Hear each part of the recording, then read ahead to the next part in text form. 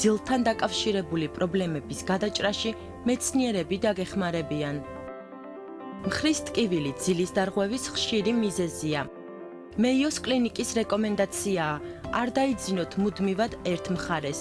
თუ დილით მხრის ტკივილით იღვიძებთ, ეცადეთ შეცვალოთ პოზიცია. ბალიშის ძლიერად ჩახუტებამ შესაძლოა გიშველოთ. ზურგის ტკივილის დროს მუცელზე ძილით ცუდი არჩევანია. ზურგზე წოლისას ბალიში ფეხებ ქვეშ დაიდეთ.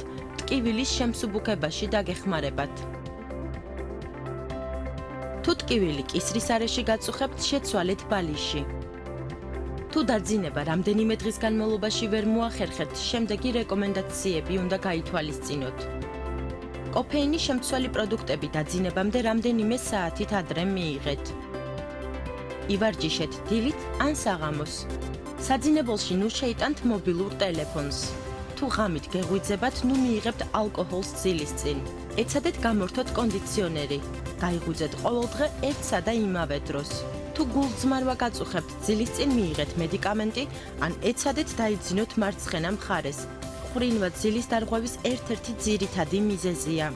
დაწექით საყვარელ პოზიციაში და მოერიდეთ ალკოჰოლს. მოუსვენარი ფეხების სინდრომი თუ გაქვთ, მასაჟი გიშველით.